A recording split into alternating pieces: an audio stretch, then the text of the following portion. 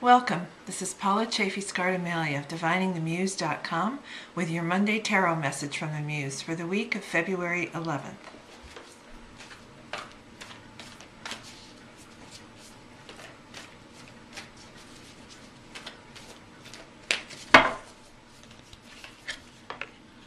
So your focus for this, or the theme, your theme for this week is the Seven of Swords.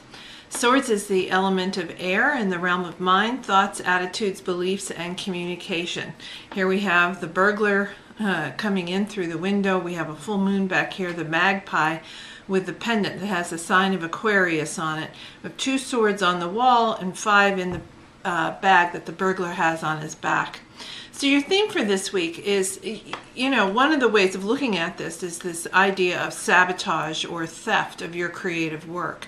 And it's easy to get caught up in our fears of putting it out because we worry about somebody copying or stealing it, which is not to say that's a fairy tale, because there's plenty of that going on. But first you have to really be aware of that, then you have to do your work anyways. You have to share your work anyways, because hanging on the wall in here with the window shut and locked doesn't do you any good either. Your focus for the week is the 2 of Coins. Coins is the element of earth in the realm of home, health, and wealth. Anything you can touch, taste, or feel. You can see the Fool or the juggler here with his 2 coins riding on the bike. The bike is on the water, and the rainbow comes up here and touches the coin that has the sign of Jupiter on it. Over here's the sign of Virgo. So, here are all the details and the things you have to pay attention to. And then over here is Jupiter and the sign and the big benefic. Now, I'm going to look at this because I wanted to make sure that was the right sign I was seeing. Sometimes upside down it's different. But so if you pay attention to the business details, the little things you need to take care of, then you get the big reward. So your focus this week is to really ask yourself, what are the details? What are the things little things that I continue to ignore but have big results one way or the other? Your action for the week is the Major Arcana card, the Magician. I love this. So the Magician, number 1 here, in the Fool's Journey, the Major Arcana, you can see him in his laboratory. Here's all this energy moving from here down here into these little test tubes or whatever. So your action for the week is to be the magician, to invoke the magician into yourself, to remind yourself that you are the magician. This is what creatives do. They take ideas out of the ether and manifest them in the physical realm. So you are to be the magician this week. And then finally, once you've done that, we're back to another swords. Started with a 7, here's the 8.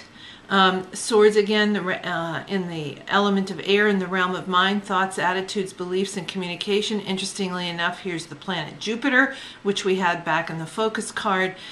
Just like Jupiter can make the rewards big, Jupiter can also do other things, like make our fears bigger as well. And so if we allow ourselves to get tied up in this web, here we have Gemini, sign of Gemini down here. If we're communicating to ourselves with all these fears and doubts and rules about what we can and can't do, that makes our immobility bigger. But the gift is the ability to move our hands, remove the blindfold, grab one of the swords, and free ourselves. This week the gift is the ability to free ourselves from our doubts and fears.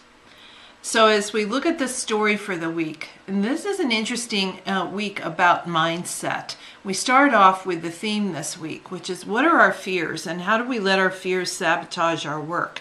If we're afraid of others copying or taking it away or stealing our ideas and we shut our work up, it can't go out into the world. Aquarius is all about working and serving others. Our work can't be of service to others. So we really want to be aware this week of when we hesitate to put our work out and let it do its work because of our fears. Then we're going to focus on, if we take care of the physical details, how we spend money, how we spend time, how we spend energy, where we want to invest our creative resources, then the rewards can be big.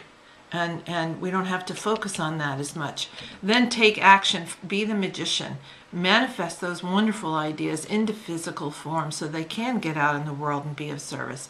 And then finally, when we do all that, we get the opportunity to free ourselves from the doubts and fears that seem to just keep growing.